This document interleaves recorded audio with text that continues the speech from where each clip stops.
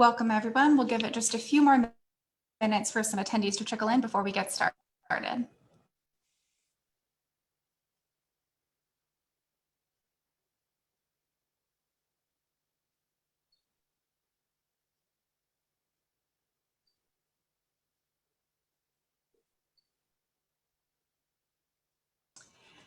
Welcome, everyone, and thank you for joining this live conversation with Congressman Adam Schiff and Professor Robert Reich, who is the Chancellor's Professor of Public Policy at UC Berkeley, and of course, the former Secretary of Labor under President Clinton, among other things.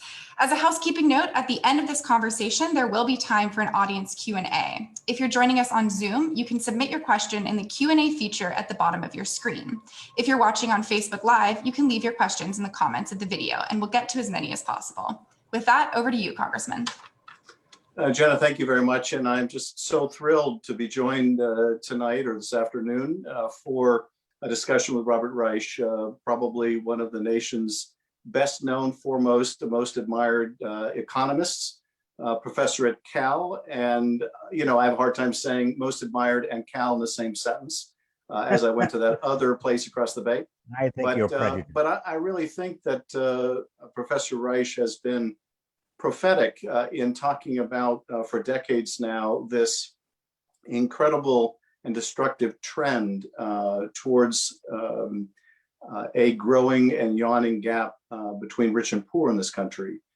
He has been, sounding the alarm for years. I think if we had paid greater attention to what he has said and written, and he's written now 18 books, then our nation would be in a much better economic footing and frankly, far more prosperous. So I'm very much looking forward to the discussion today. And Robert, if I can call you that, I want to thank you again so much for joining me. Well, thank you. May I call you Adam? Please. Okay. I have actually, before we get started on the policy side, I really do have, and I'm genuinely curious about this because the last months of the Trump administration were months in which I'm sure everybody else, or sort of most Americans, were like me.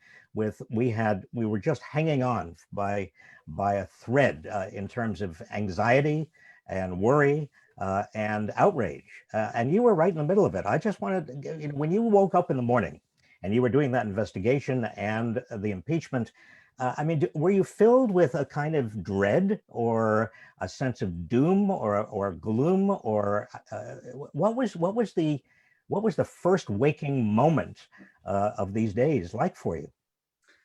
Well, I certainly felt a sense of mission, and during probably the hardest parts of that process, I would wake up in the morning and I would think to myself, I just need to get through the day.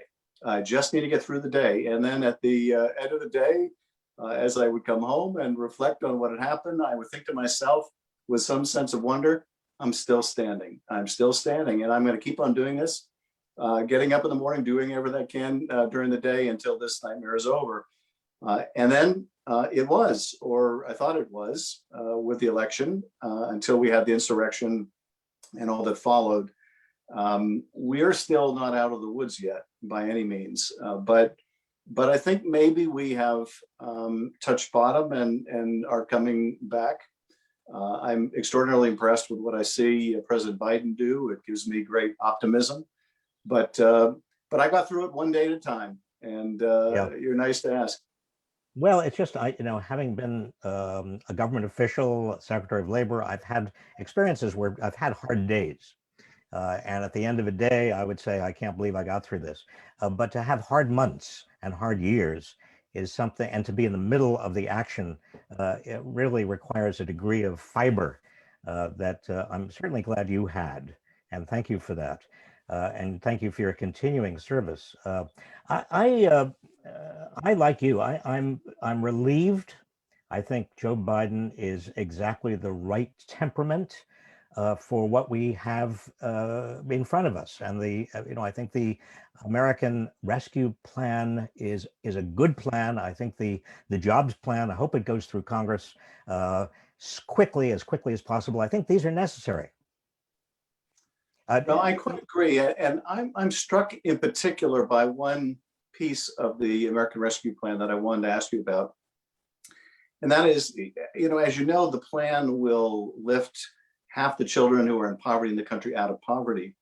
And what I found so striking about that is that's largely because of a single provision in the bill, which makes the child tax credit more generous in taking that tax credit from 1,000 or 1,500 to 3,000 or 3,600.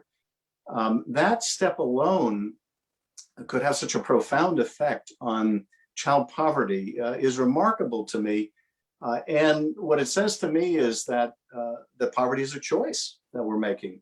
That is, how much poverty are we willing to accept as a country? And I know this has been so much a focus of yours. I'd love to ask you about that, about what more we can do. It doesn't seem, if that one provision can have such an important effect, like it's rocket science. What will it take to lift people out of poverty in this country? Well, it's interesting. What it takes to lift people out of poverty is money. This is not rocket science, as you just said. This is actually practical. We have had a bias in this country for at least since Reagan, that you don't want to give people money because that will invite them to slough off, that will discourage them from working. The reality is that most people want jobs. Most people want to work. They don't want to be just couch potatoes. Most people actually want the structure and meaning and responsibility and dignity that comes with work. But you have people, for a variety of reasons, who either cannot work, cannot get a job.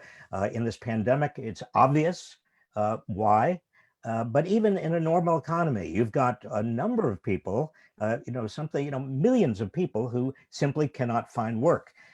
And we've got to go back to what was a tradition in this country starting in 1935, when we said, look, children and families with children deserve a certain amount of money to keep themselves afloat, even if they cannot work. We cannot go on tying work to every bit of public assistance we have. And that's why I think this American Rescue Plan really is a very important turning point in terms of reimagining and reconnecting with that older tradition in America.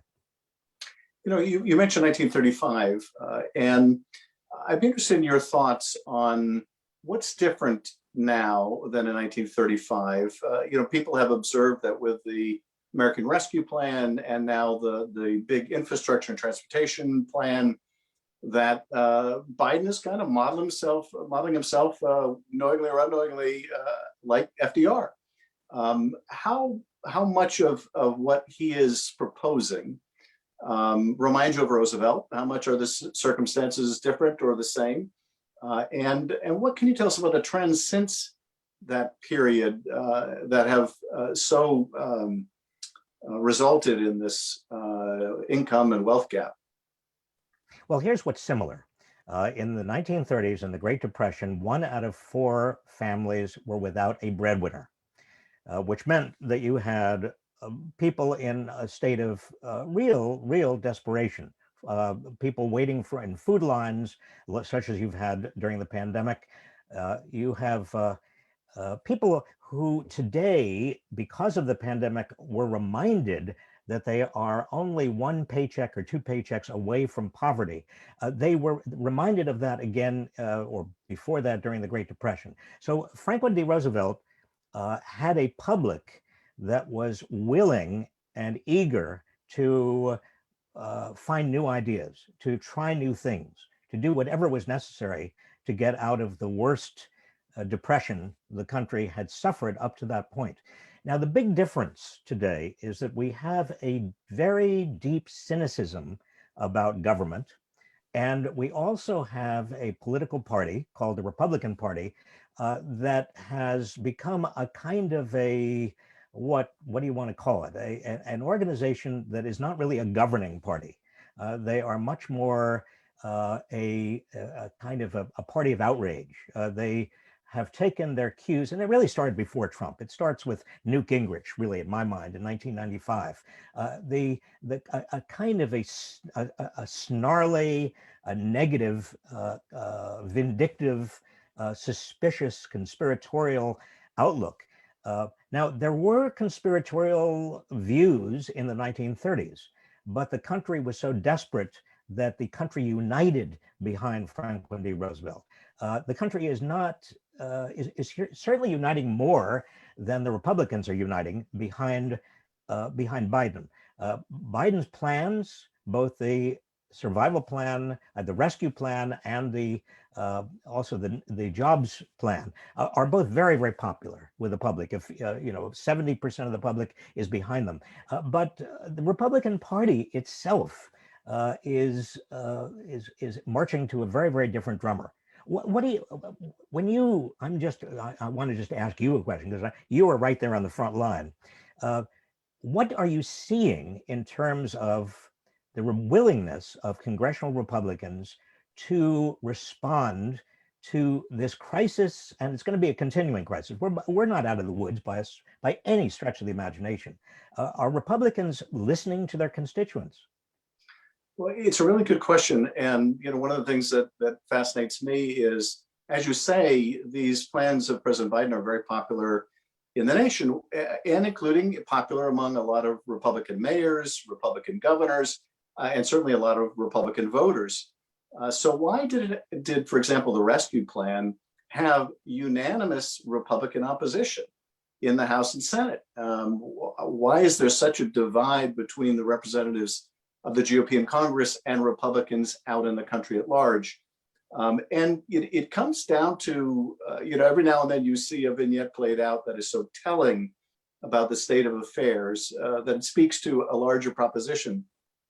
And for me, you may have seen this report of a phone call between those working for the Koch brothers and those working for Mitch McConnell.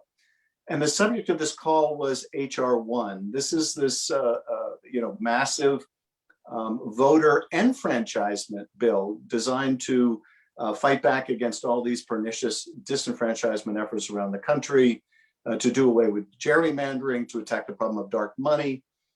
And on this call, as they're strategizing about how to defeat this, the Koch brothers representative is lamenting at how popular it is. And in particular, the provision that would most affect the Koch brothers, which is the spending of dark money. And he talks, quite bemoaningly about how they tried this message against it, and they tried that message against it, and none of those messages worked. They even threw in AOC, who's, their classic go-to when they want to try to spook their base, and nothing was working. And the response from McConnell's office is, well, we'll have to find an under-the-dome solution. Now that to me says a lot. It says that now under the dome, define that for us.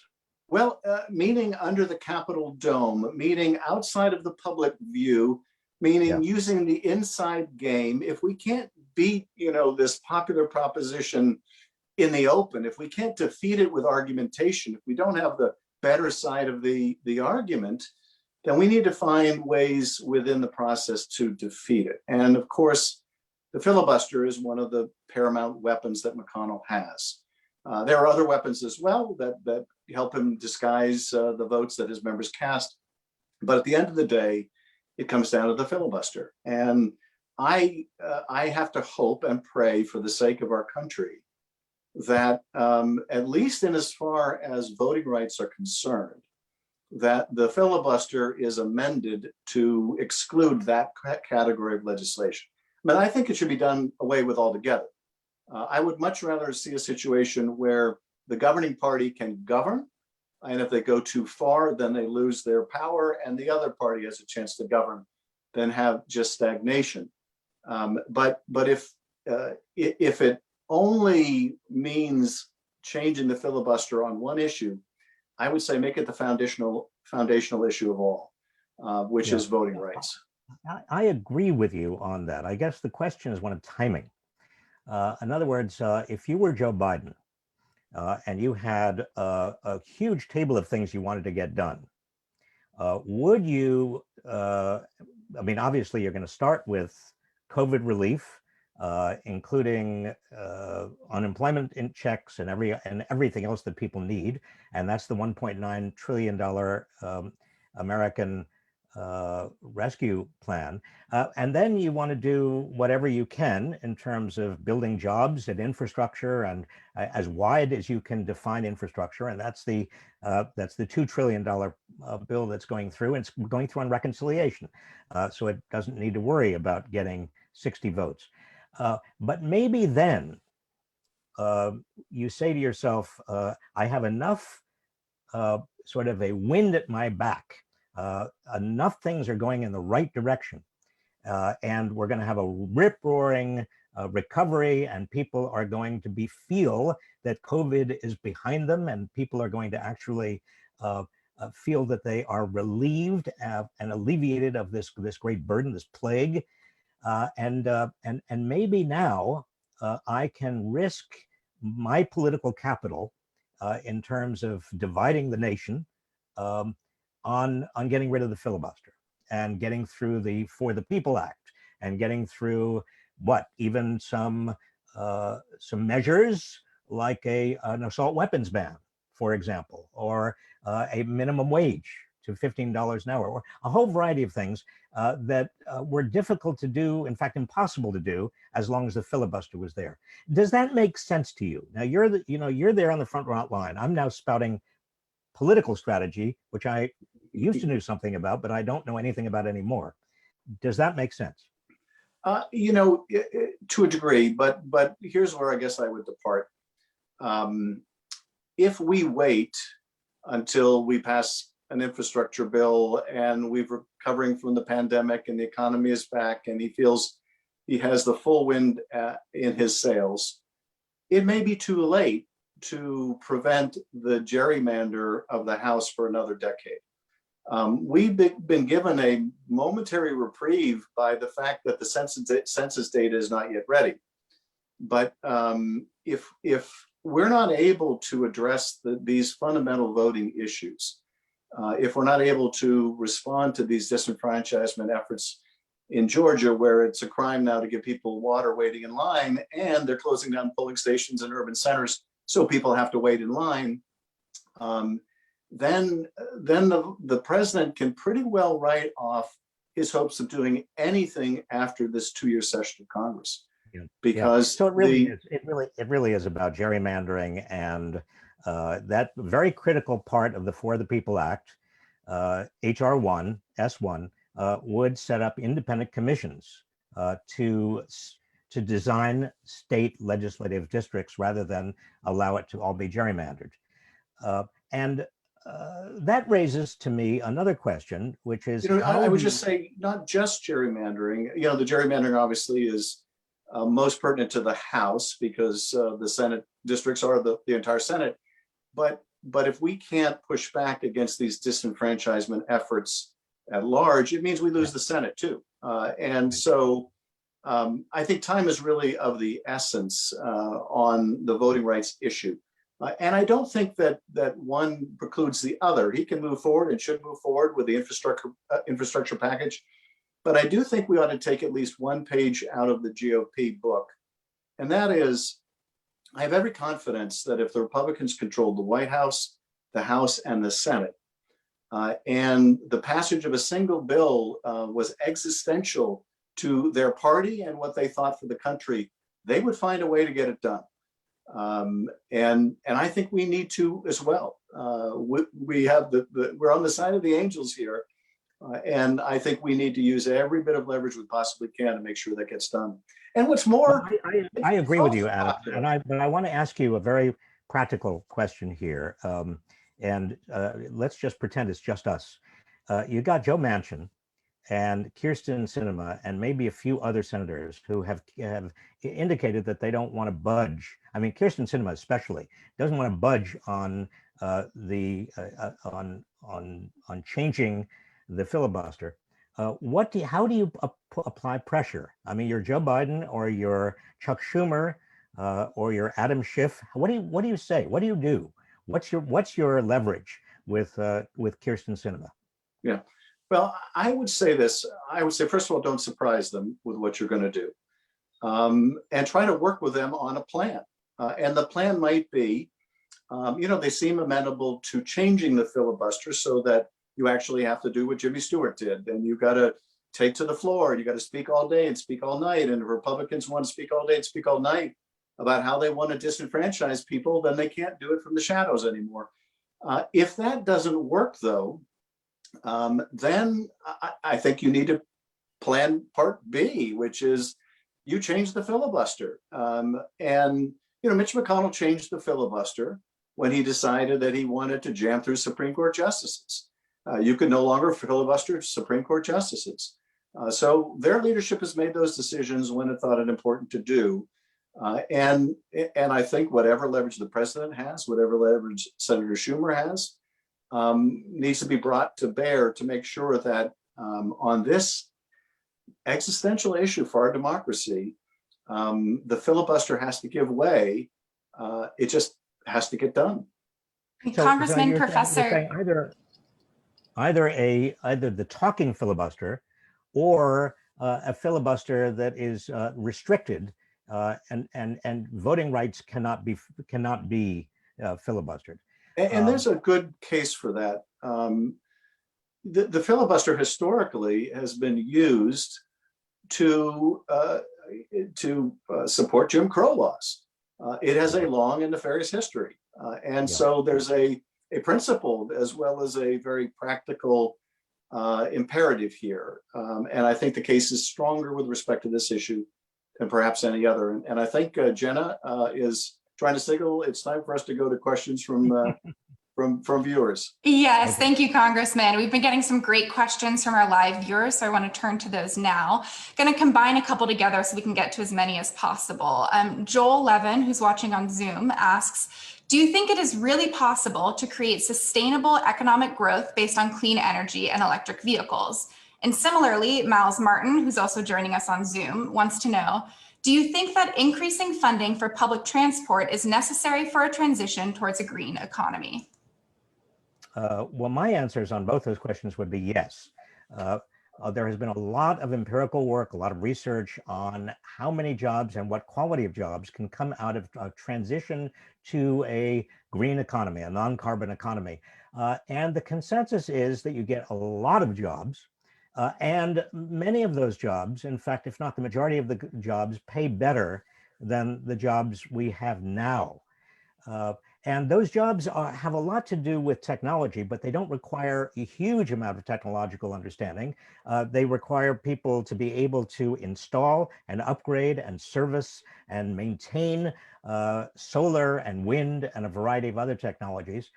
They also are going to be and will be a lot of jobs involved in manufacturing of batteries and longer life batteries, and also setting up an electric grid. That's all, those are construction jobs, those are good jobs.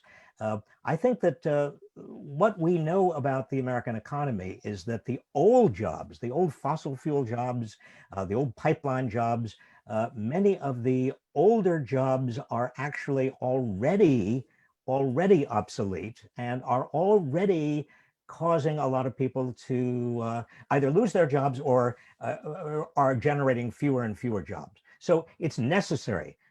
Even if we didn't have to do this because of the future of the planet, we would have to move technologically to a higher value added economy. I completely agree. And I would only add that we were, economically tremendously the beneficiary of the telecommunications revolution because we led much of that revolution. And while the proceeds of that were not equally distributed, in fact, probably more unequally distributed than any other sector, nonetheless, we dominated and it brought a lot of resources to the country.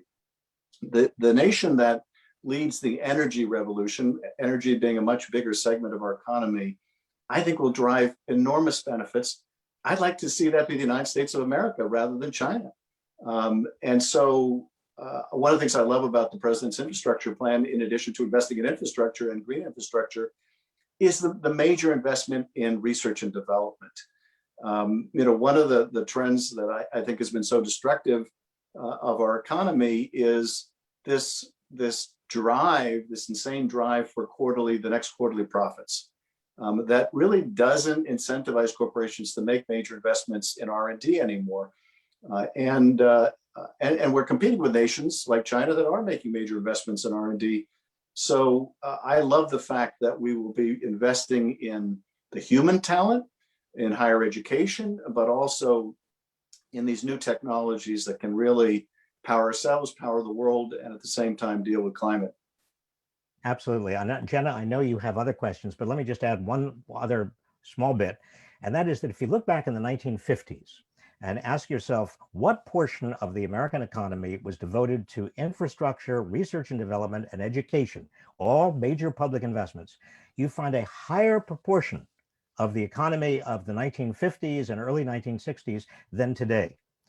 And what the president's infrastructure plan does is it starts moving us back to the level of public investment we had in the 1950s, which generated huge, huge productivity gains. Thank you. Our next question comes from Marianne Newman, who's also joining us on Zoom. Marianne says, I support funding for caregivers for disabled and the elderly. Can you please explain why this is vital to recovery? Well, I can take a crack at that. What we know is that the caregiving economy is growing faster than almost any other part of the economy. The problem is that we've got people who are paid very, very little. Some of them are not trained, particularly in the ways that they could be and should be. And we have a baby boom generation and a large disabled population, all of whom desperately need all of this caregiving.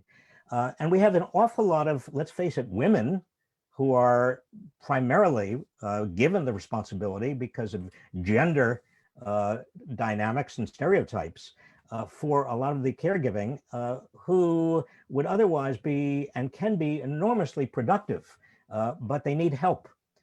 So this, again, to me, is part of the human infrastructure of the economy.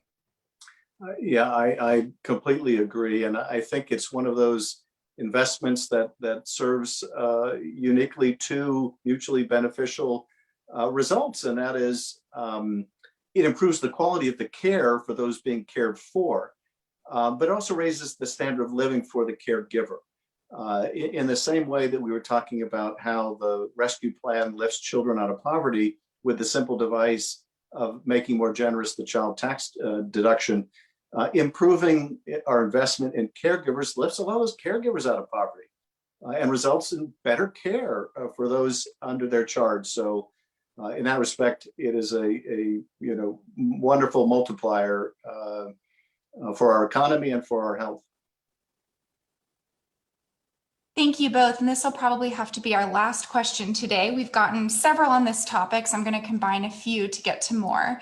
Darcel, who's watching on Facebook, asks, will the tax increase on corporations be enough to offset the cost of the rescue plan? And Joan Klein, who's joining us on Zoom, asked, will this spending cause hyperinflation? Well, let me take a crack at both of them. The tax increase, the proposed tax increase on corporations goes some way to fill the $2 trillion gap, but not really all of the way. If we wanted to fill that entire gap, pay for it entirely, we'd have to raise taxes on corporations even more, or just think about raising taxes on the extraordinarily wealthy. You know, we haven't had this much wealth at the very top in over 100 years, since the Gilded Age of the 1890s. And so I for one, think there ought to be a wealth tax, and we shouldn't shy away from really raising a lot of money for the things that this country really needs to do. And inflation, don't worry about inflation. There's no sign of inflation. There's inflation nowhere. I mean, we've got 8.5 million fewer jobs than we had last January. We have 4 million people who've dropped out of the labor force altogether. We have a huge amount of industrial capacity and commercial real estate that is completely vacant. I mean, there's no sign of inflation. Instead of joining your answer, I would love to get in one last question for you, Robert, if I could. You've written so powerfully about this aggregation of wealth and aggregation of poverty in the country. I think I saw recently you wrote that just the heirs of Walmart had a percentage of the nation's wealth equivalent to, you'll have to remind me what percentage of the rest of the country combined. It was an extraordinary number. And I wanted to ask you about that, about what you thought now with, I guess, 60% of the nation's wealth inherited. What's the best way to address that? The fact that the economy really isn't working for so many millions of Americans who are struggling to get by, while there are a group of Americans who are doing phenomenally well and have now so much wealth that, you know, they're set for good. Their wealth is only going to grow while a huge percent of the country are going to continue to struggle. Well, the answer is you repeal the Trump tax break for corporations and the wealthy. You have Elizabeth Warren's, Bernie Sanders' wealth tax. You impose that again on the super wealthy. You also have a stepped up basis of death. Right now, if you are super wealthy, you can pass on to your heirs all of your assets and escape all capital gains, and they escape all capital gains. In fact, you can have basically huge amounts of fortunes, aristocratic fortunes of a sort that we used to see in Europe in the 19th century, pass from generation to generation and not ever pay a dime of capital gains taxes, even though the fortune keeps on growing. So I would definitely consider stepped up basis at death, and then also get rid of some of the loopholes. I mean, you know, we talk, everybody talks about loopholes that exist. The loophole for example, carried interest that is of enormous benefit to hedge funds and to the managers of private equity. Get rid of that. Why do we need that? That's a huge loss of revenue, and that just rewards people who don't need it and shouldn't get it. Well, Professor, I want to thank you for all of your brilliance, your insights, for all of your advocacy over the years, and also for joining us tonight. It's been a real pleasure. Well, Congressman, Chairman, Adam, thank you for inviting me. Well, thanks, everybody. Have a wonderful day, and I look forward to catching up with you again soon.